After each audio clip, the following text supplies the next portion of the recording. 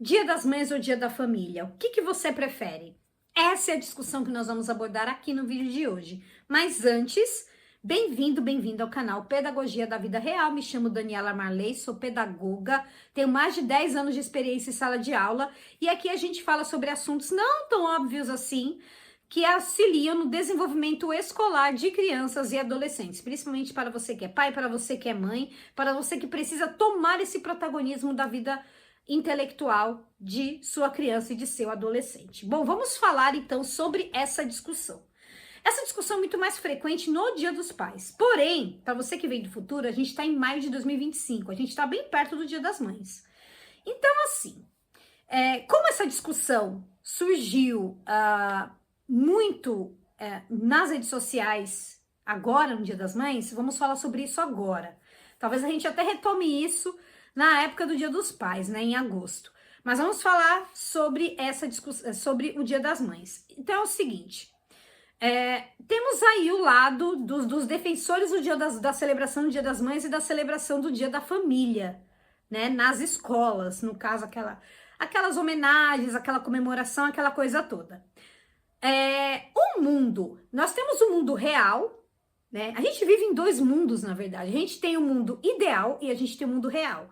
No mundo ideal, seria maravilhoso ter dia de tudo, né? Dia da mãe, dia do pai, dia do avô, do avó, do irmão, da irmã, do padrasto, da madrasta, de todo mundo.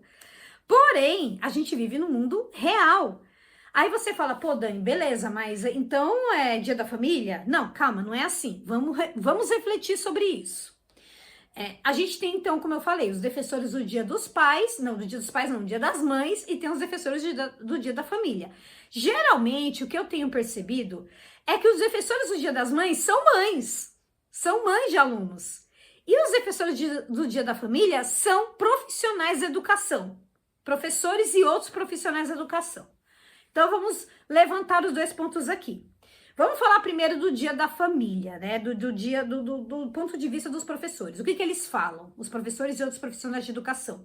Que às vezes, né, é muito mais comum com os pais, né, acontecer deles serem ausentes. Mas pode acontecer da ausência de uma mãe também, seja porque ela mora em outro lugar, seja porque a criança mora com o pai, seja porque a criança é criada pelos avós, ou seja porque a mãe não está mais aqui entre nós, enfim, tem uma série de questões aí. Aí você fala assim, mas tudo bem, a gente faz o Dia das Mães, mas aí quem é a figura materna da vida da criança? É a mãe, é uma tia? É a madrasta? Mas a gente sabe que não é a mesma coisa, né? Então, assim, não é a mesma coisa para o aluno, assim, fica aquele vazio, né? E esse vazio, muitas vezes, gera um trauma.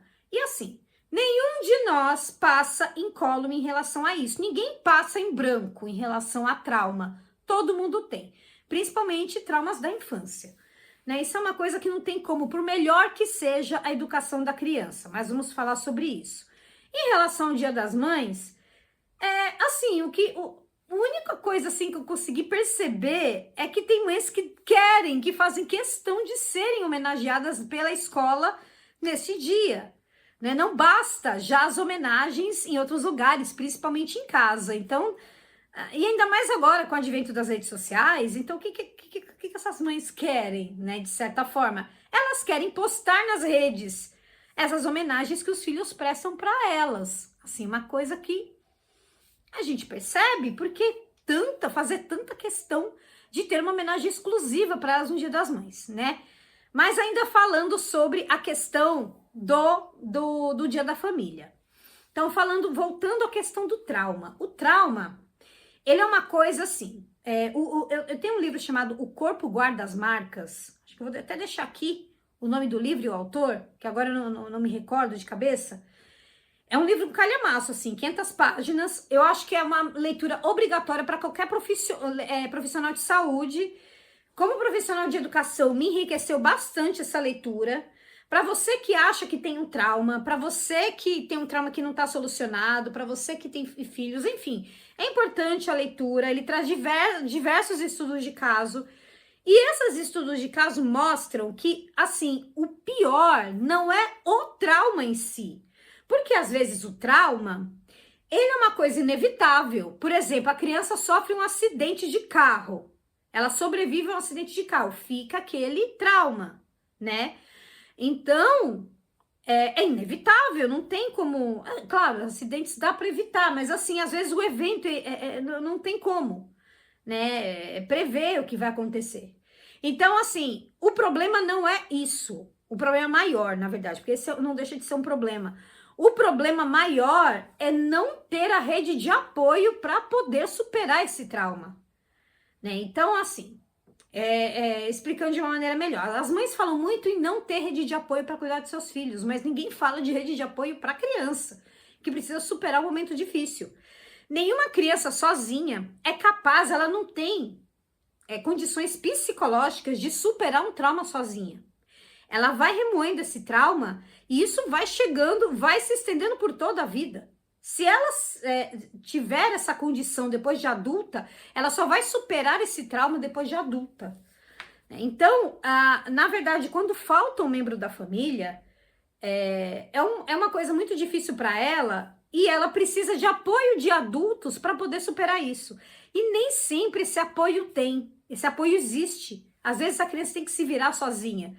Então, quando a escola faz um dia das mães, ou um dia dos pais, e a criança tem problemas nesse aspecto, você tá jogando gasolina na fogueira, entendeu? A escola tá jogando gasolina na fogueira e tá potencializando o trauma.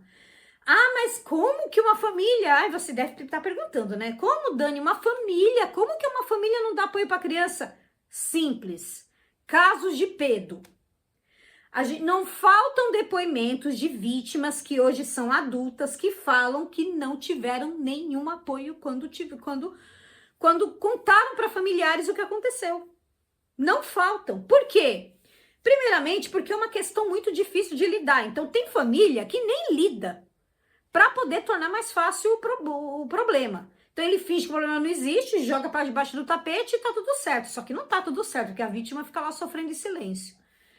Outra coisa, na maioria das vezes, essas vítimas, né, tô falando desse caso para contextualizar o caso do Dia das Mães, para dizer que às vezes a família não dá o suporte necessário, a vítima, a maioria dos abusadores, eles são conhecidos. São pessoas que têm a confiança da criança e de sua família. Então, é algum familiar, é algum amigo da família, é alguém da igreja, é alguém do clube, é alguém de qualquer lugar. Então, às vezes, os pais, quando ficam sabendo, eles não vão querer se indispor com o irmão, que às vezes é tio da criança, com o pai, que às vezes é avô da criança, com o padrasto. Ele não vai querer se indispor com o primo, não vai querer se indispor com o amigo, entendeu? Então, finge que não tá acontecendo e a criança que se vire. Isso é comum. Infelizmente, isso é comum. Então, baseando nisso, a gente sabe que nem todas as crianças têm essa rede de apoio. Ouso dizer até que uma pequena parte tem essa rede de apoio, né? Talvez, no caso do Dia das Mães, até seja um pouco maior essa questão da rede de apoio, porque não é uma coisa tão vergonhosa. Apesar que tem a questão também da perda, que pode ser uma perda para esse familiar que vai ficar com a criança também. Então, como o familiar também não tem condições de lidar com essa perda, eles acabam fingindo que não existe. E a criança vai fazendo isso, vai levando isso para a vida. Aí tem alguns defensores do Dia das Mães que falam assim, mas a criança tem que superar. Então, por tudo isso que eu falei, é muito complicado uma criança ter que lidar sozinha com essa questão, né? Não, mas eu sofri trauma e eu tô aqui vivo, eu tô aqui tranquilo, né? A pessoa fala, é muito comum. Apanhei, aconteceu um monte de coisa, minha mãe quebrou um cabo de vassoura em mim, não aconteceu nada. Mas calma aí. Traumas não se manifestam apenas em relação a... Por exemplo, uma coisa óbvia, assim, a pessoa ficar deprimida, ficar prostrada, ter síndrome do pânico, todas essas coisas. Os comportamentos podem ser sutis e podem ter origem em traumas. Então, às vezes, uma pessoa passa uma vida procurando lá tentando fazer algo e tal, e tentando com comportamentos adictos, com comportamentos viciantes, com compulsões, e não sabe que isso vem de um trauma. Vou dar exemplos. Por exemplo, vício em Álcool, entorpecentes, em filmes adultos, se é que você me entende, em SEXO, sabe, essas coisas? Então, açúcar, cigarro, tudo isso pode vir de um trauma. Às vezes a pessoa tá lá brigando com esse comportamento e ela não consegue superar. Até em trabalho, até vício em trabalho, em videogame. Enfim, tem uma porção aí. E pode ser de um trauma. Então, assim, voltando para o assunto do Dia das Mães, como nem todas as crianças têm essa rede de apoio, então esse é um ponto positivo para o Dia da Família. Tá fazendo sentido para você essa comparação? Tá fazendo sentido para tudo isso? Tudo isso aqui? Se tá fazendo sentido, se inscreva no canal, caso você não seja inscrito, já deixe o seu like aqui, para não deixar para o final e acabar esquecendo, certo? Então, vamos lá. Então, isso prova uma coisa, mais uma vez o que a gente fala sempre aqui, a família precisa tomar esse protagonismo, porque isso pode traduzir numa baixa, num insucesso escolar da criança. A criança pode ter problemas na escola por conta disso. Então, é assim. É inevitável, não tem como, né? Por isso que tem que ter essa questão do after schooling, que neste caso pode ser também para evitar ter essa conexão entre esses membros da família. Uma conexão forte de um momento passado junto é uma coisa que melhora bastante qualquer situação de desamparo. Por quê? Porque o momento de você estar junto, auxiliando, se interessando pela vida escolar da criança ou do adolescente, é um momento de conexão entre membros da família. Então, a família, se tem uma conexão maior e essa relação é construída, depois a gente vai fazer um vídeo só sobre isso. Você quer? Deixa já o seu like aqui. É uma relação construída. Então, essa relação construída, ela vai gerando memórias e memórias positivas na criança, no adolescente, certo? Por isso eu tenho um programa After Schooling, como fazer o seu filho gostar de estudar. São 7 módulos com 3 vídeos cada um, fora o bônus sobre recursos de informática, recursos tecnológicos de internet, inteligência artificial, para poder fazer com que a sua criança, o seu adolescente, possa se interessar pelos estudos e possa ter aí uma rotina que vai beneficiar muito lá na frente, principalmente quando for estudar para Enem, para vestibular, essa coisa toda. Então, ele precisa ter uma rotina. E a gente sabe que isso é tão raro hoje em dia, porque tá faltando tempo. A gente tem uma questão só do tempo. Tem um módulo só para ensinar crianças e adolescentes a ler, a ter o hábito da leitura, ler livros. Tem um outro falando de ciência e tecnologia, de atividades ligadas a isso. Tem uma só de brincadeiras para crianças, como fazer com que as crianças aprendam brincando. Ou seja, são mais de 5 horas de conteúdo. Mais de 5 horas de conteúdo. É muita coisa. E assim, o preço é ridículo, um preço simbólico, R$37. Esse preço é limitado, tá? E você só paga uma vez. Vai ter atualização? Se tem atualização, você não paga mais nada. Você não paga pela atualização. Vai entrar lá de graça e você vai poder ver de graça.